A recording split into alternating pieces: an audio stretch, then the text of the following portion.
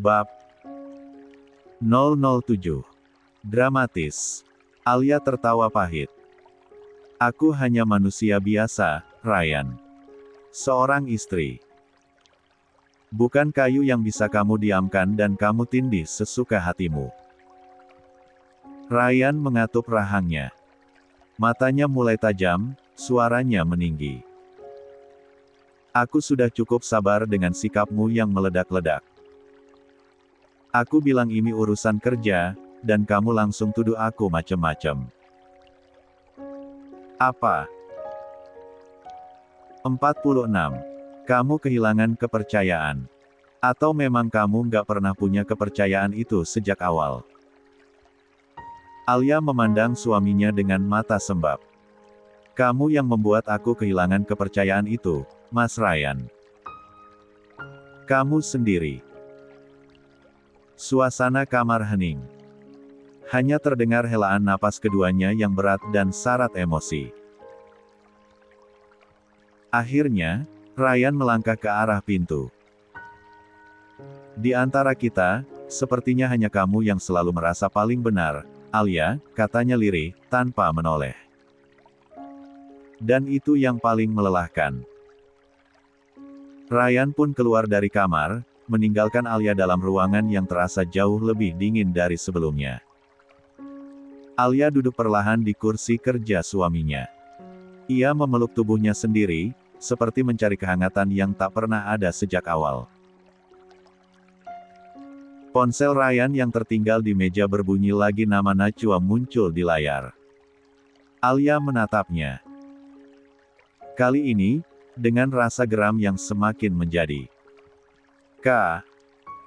Hari-hari setelah insiden telepon malam itu menjadi titik tolak perubahan besar dalam rumah tangga Ryan dan Alia. Sikap Ryan yang semakin dingin dan mengabaikan Alia seakan memberi ruang luas bagi Najwa untuk mengambil peran yang lebih dominan dalam kehidupan Ryan, baik di hadapan masyarakat maupun di lingkungan pesantren. Najwa semakin aktif menunjukkan perhatiannya pada Ryan, terlebih setelah ia ditunjuk sebagai penanggung jawab santriwati dalam acara pengajian akbar di salah satu pesantren terkemuka. Gadis itu tak menyia-nyiakan kesempatan tersebut. Setiap kali ada rapat persiapan, ia dengan sengaja mengenakan pakaian yang paling sopan namun tetap memikat, lengkap dengan senyum lembut dan tutur kata yang penuh pujian kepada Ryan. Ustadz Ryan memang luar biasa. Setiap pembahasan beliau selalu menyentuh hati, puji Najwa suatu ketika saat membahas susunan acara bersama panitia. Ucapannya itu langsung memancing gumaman setuju dari ibu-ibu yang juga hadir. Betul itu, cocok sekali kalau Najwa dan Ustadz Ryan berjodoh. Sama-sama cerdas, sama-sama punya latar agama yang baik, timpal salah satu jamaah. Najwa hanya tersenyum malu. Ia tak membantah, tak juga menegaskan. Diamnya justru membuat rumor semakin berkembang. Dan itulah yang ia inginkan. Dalam diamnya, ia sedang menikmati sorotan, menikmati posisi unggul yang perlahan merebut simpati masyarakat. Berita dan bisik-bisik itu akhirnya sampai juga ke telinga Alia. Semula ia mencoba menutup telinga. Tapi ketika di salah satu pengajian, ia duduk hanya berdua dengan Mira karena beberapa ibu memilih bergeser saat ia datang. Alia tahu, semuanya sudah berubah. Sabar ya, Al, bisik Mira pelan sambil menggenggam tangan sahabatnya. Orang-orang cuma lihat yang di permukaan. Mereka nggak tahu apa yang kamu perjuangkan di rumah. Alia mengangguk, namun hatinya perih. Saat acara pengajian selesai, ia bahkan sempat melihat Najwa memeluk Bu Marwah dengan penuh kehangatan, lalu mencium tangannya dan membisiki sesuatu yang membuat mereka tertawa kecil bersama. Bahkan Bu Marwah memuji Najwa di depan jamaah. Alhamdulillah punya anak binaan seperti Najwa. Semoga Allah jadikan dia bagian dari keluarga besar kami. Bagian dari keluarga besar kami. Kata-kata itu mengiang-ngiang di kepala Alia sepanjang malam. Di rumah, Ryan tak banyak bicara. Ia sibuk membaca, mempersiapkan ceramah, dan kadang menelepon panitia pengajian. Alia hanya melirik sekilas setiap kali Ryan berbicara dengan suara yang lebih lembut dibandingkan ketika berbicara dengannya. Ia tahu, siapa lagi lawan bicara itu kalau bukan Najwa. 47. Malam itu, Alia duduk di ruang tengah sambil melipat baju. Ia menatap Ryan yang sedang mengetik sesuatu di laptopnya. "Kamu bahagia ya sekarang?" tanyanya tiba-tiba. Ryan tak menjawab. Ia hanya menoleh sebentar, lalu kembali pada layar laptopnya. "Kamu nggak harus jawab. Tapi aku harap kamu tahu, seberapa keras aku berusaha menjaga pernikahan ini tetap utuh. Tapi sekarang, aku merasa sendirian." "Masih talk ada jawaban." Alia tersenyum miris, bangkit membawa baju-baju yang sudah dilipat, lalu masuk ke kamar. Di balik dinding kamarnya, ia menangis. Bukan karena kalah, tapi karena dikhianati secara diam-diam oleh orang yang bahkan tak pernah benar-benar menggenggam hatinya sejak awal. Sementara di seberang sana, Najwa menatap layar ponselnya. Ia baru saja menerima pesan dari salah satu ibu. "Jamaah, semoga pengajian nanti jadi ajang doa bersama agar kamu dan Ustadz Ryan benar-benar berjodoh ya, nak. Kami semua mendoakan." Najwa mengetik balasan singkat, "Amin. Terima kasih doanya, Bu. Semoga Allah beri jalan terbaik." Namun dalam hatinya, ia tahu persis, jalan itu sedang ia bangun dengan sangat terencana. Dan saat ini, semua pihak sudah memihaknya, kecuali satu orang. Alia. Tapi untuk Najwa, itu bukan ancaman, hanya sebuah batu kecil yang lambat laun bisa digeser. Karena dalam permainan ini, Najwa tahu siapa yang lebih dicintai banyak orang. Dan ia tahu, sejak awal Ryan memang miliknya, hanya saja mereka diuji. 48. Pagi baru saja menjamah kota. Langit masih malu-malu menampakkan sinarnya, menyisakan sisa embun di jendela-jendela dan aroma tanah basah yang belum tuntas menguap. Suara kokok ayam bersahutan dengan deru motor yang mulai memanaskan mesin. Alia tengah menikmati secangkir teh di depan halaman rumahnya. "Alia," sapa Ryan dari dalam rumah menuju ke teras depan. "Iya," wanita itu menoleh. "Barusan Umi kabari, nanti malam Umi dan Abi mengundang kita untuk makan malam. Katanya ada bapak sama ibumu juga." "Dalam rangka?" tanya Alia heran. "Mungkin silaturahmi. Kamu tahu sendiri kan kalau Abi adalah sahabat bapakmu di pondok dulu. Aku harap kamu bisa bijak memposisikan diri, jangan sampai menunjukkan hubungan pernikahan kita yang sebenarnya. Aku berangkat kerja dulu," ucap Ryan melogo pergi begitu saja. Tak ada cium kening, bahkan salaman layaknya suami pamit pergi pada istri pun tidak. Ya, begitulah kehidupan rumah tangga yang dijalani Alia pasca perjodohannya dengan laki-laki yang begitu disegani di masyarakat, tapi pada istrinya, ia bahkan tidak menunjukkan sisi lembutnya. Malamnya, rumah sederhana itu telah dipenuhi aroma masakan khas rumahan. Suasana meja besar yang dihiasi lilin kecil dan bunga segar tampak hangat dan elegan. Pak Asmi duduk berdampingan dengan Bu Marwah. Di sisi lain, ada Pak Hussein dan Bu Rahmah, orang tua Alia. Sementara Ryan duduk di samping Alia, yang diam dan gelisah sejak datang. Namun yang membuat dada Alia kian sesak adalah ketika ia melihat sosok yang tak ia duga turut hadir Najwa. Dengan jilbab warna pastel dan senyuman manis, Najwa masuk bersama Bu Marwah, seolah-olah ia bagian dari keluarga. Najwa. Cantik banget hari ini, Puji Bu Rahmah sambil tersenyum ramah.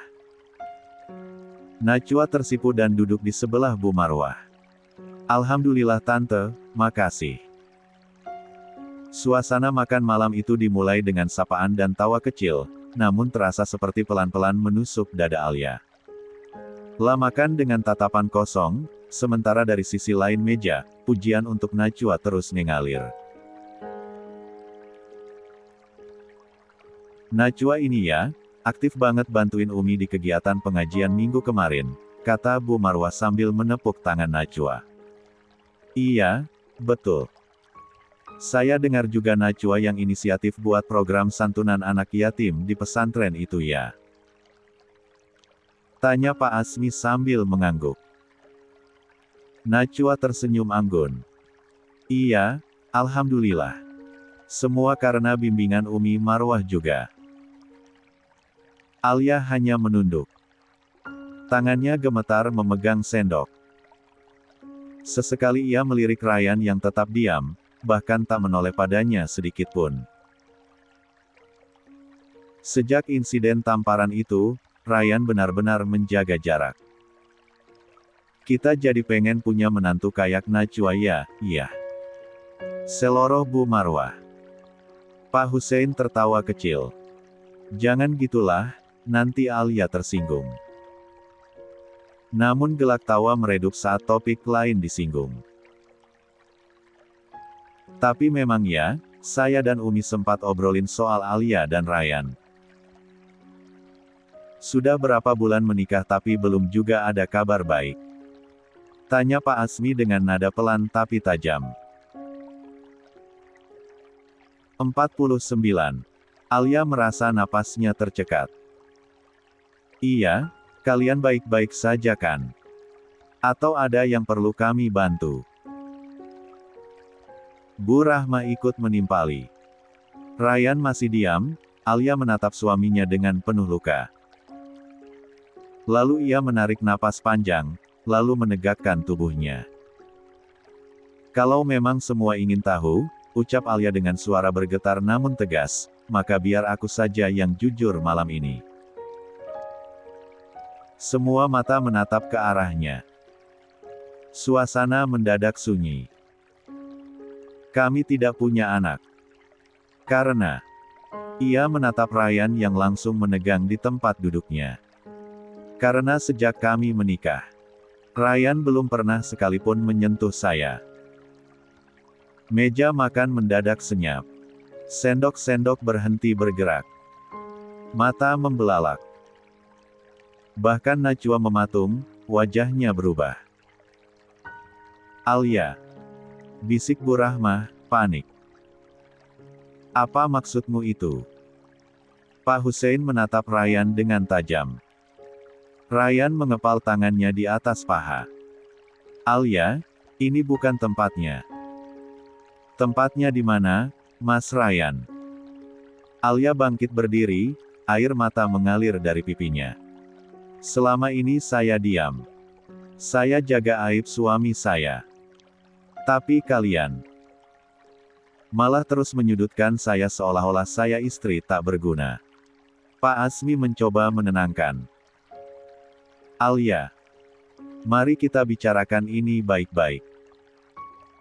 Tidak ada yang baik-baik kalau semua orang merasa berhak menghakimi seorang perempuan hanya karena belum hamil.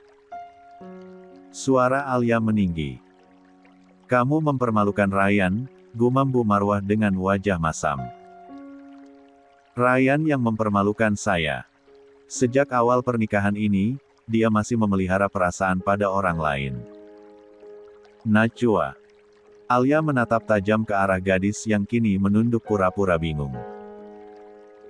Itu nggak benar, Najwa membuka suara dengan suara pelan. Saya nggak pernah berniat merebut siapapun.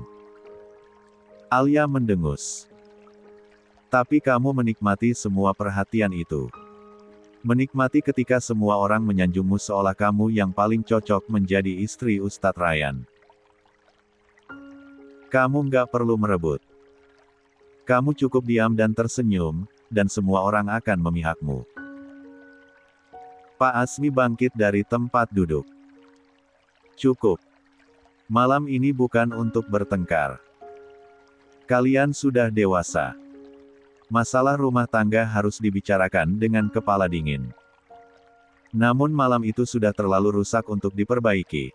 Alia memutuskan keluar dari ruang makan. Bu Rahma segera menyusulnya. Sementara di meja, Ryan hanya menunduk.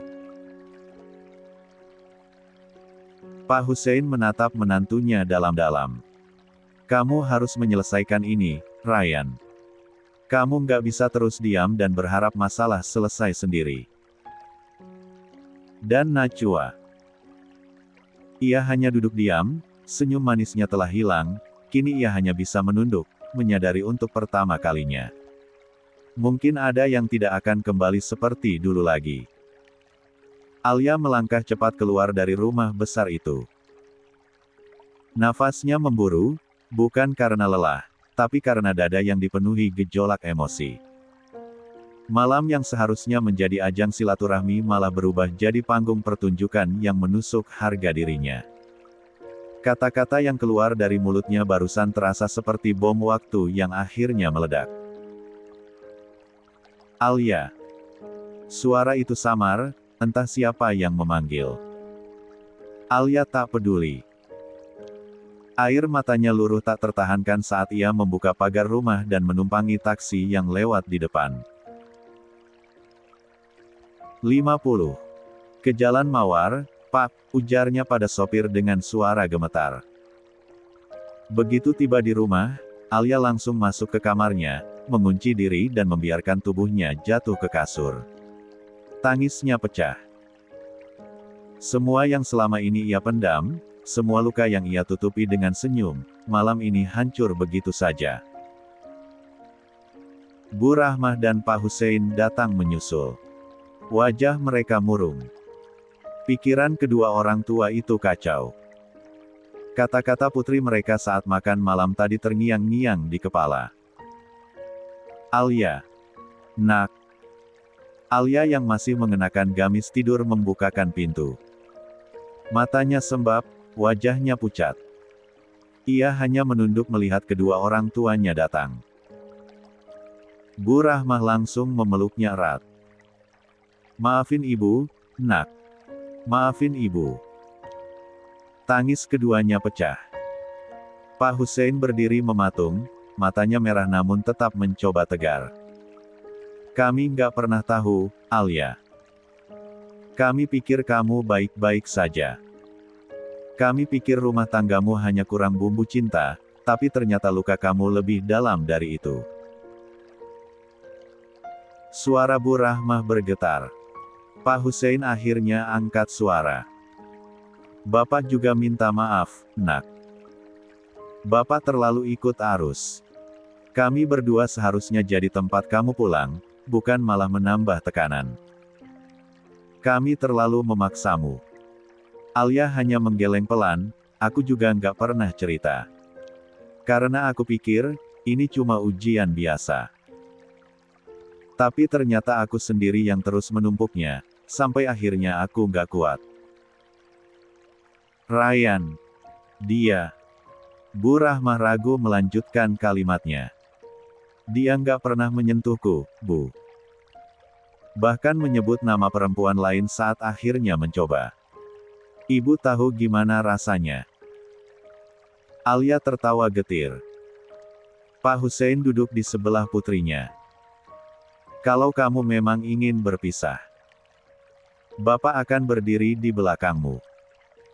Tapi, pastikan keputusanmu bukan karena emosi sesaat. Alia menatap ayahnya. Aku lelah, Pak. Aku benar-benar lelah. Hari itu, rumah kecil itu sunyi. Tapi kali ini, bukan sunyi yang hampa, melainkan sunyi yang mengandung rasa peduli dan penerimaan. Untuk pertama kalinya sejak pernikahannya, Alia merasa punya tempat untuk bernafas. Bu Rahmah dan Pak Hussein memutuskan untuk menginap malam itu. Mereka tak ingin anak semata wayang mereka larut dalam kesedihan seorang diri. Kalau kamu ingin bicara, kita di sini, nak.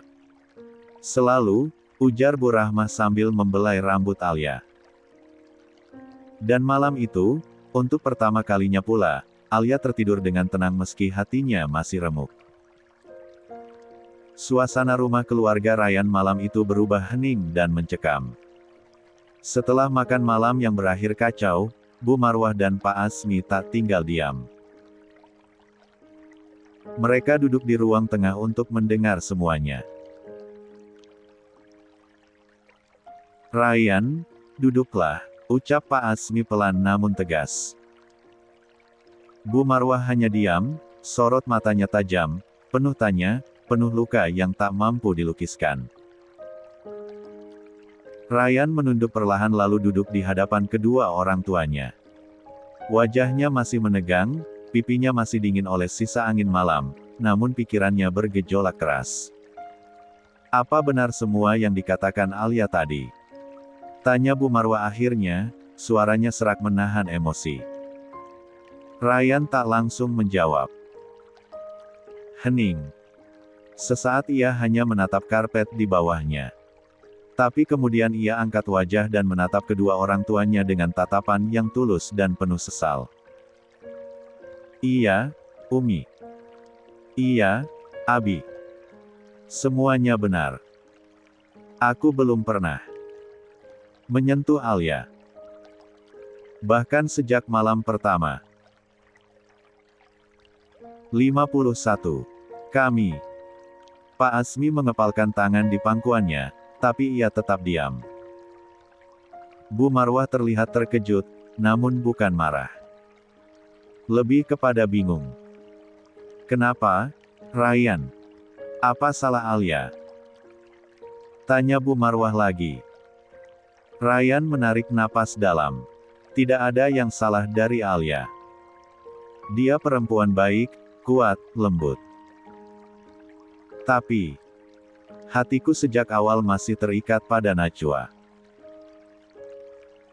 Aku berusaha menolak perasaan itu. Aku pikir waktu akan membuatnya pudar. Tapi tidak. Bahkan setelah menikah pun, rasa itu tidak pergi. Bu Marwah menatap suaminya sejenak.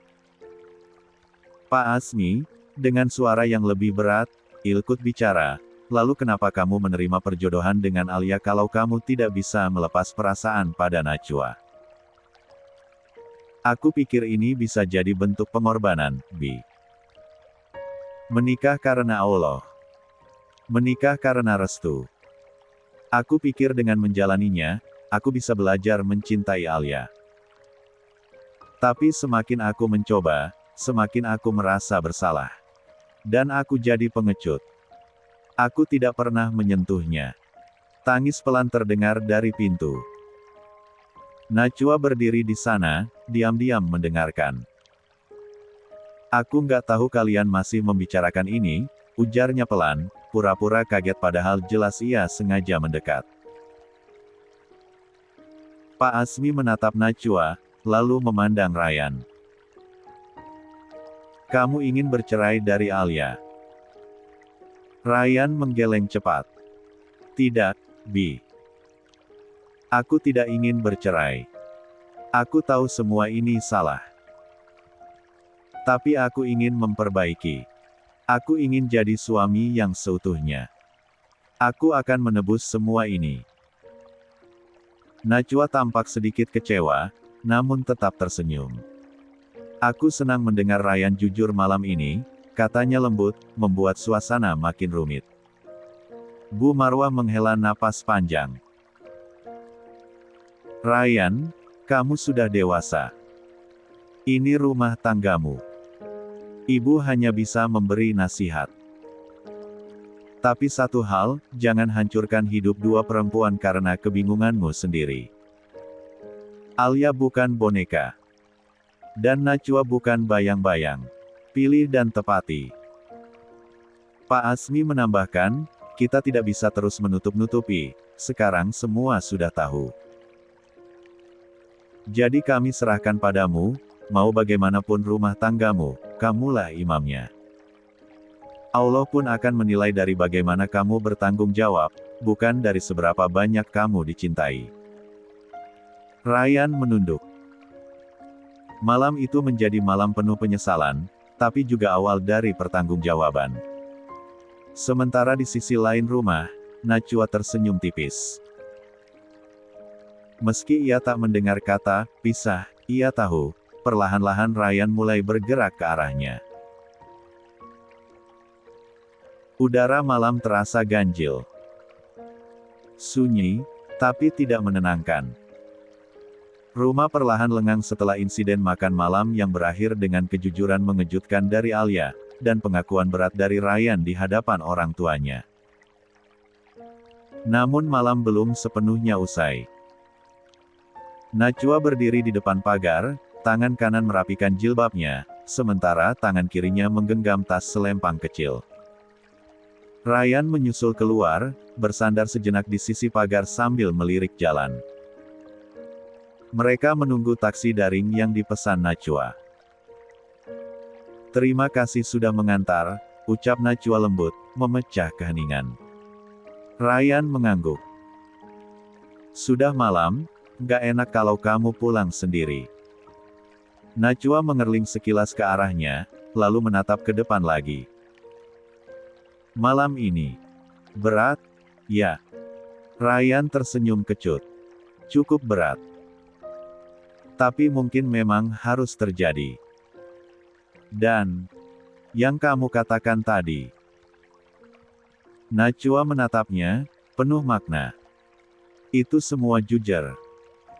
Ryan menghela napas panjang. "Iya. Aku memang belum bisa menyayangi Alia seperti seorang suami seharusnya menyayangi istrinya. Dan aku masih punya perasaan ke kamu." 52. Najwa tidak menunjukkan keterkejutan. Dia sudah menduganya, bahkan berharap mendengarnya secara langsung. Senyum tipis mengembang di wajahnya. "Aku juga merasakannya. Tapi aku nggak pernah ingin merebut yang bukan milikku." Ryan menoleh ke arahnya. "Tapi kamu tahu, keberadaanmu bukan tanpa pengaruh." Najwa menunduk, lalu berani menatap Ryan lagi. "Kamu pernah bilang gak ingin menyakiti siapapun. Tapi kamu juga sedang menyiksa dirimu sendiri." Ryan terdiam. Hatinya digelayuti kebingungan yang semakin tebal. Taksi mulai mendekat. Lampu sorotnya menerpa halaman depan.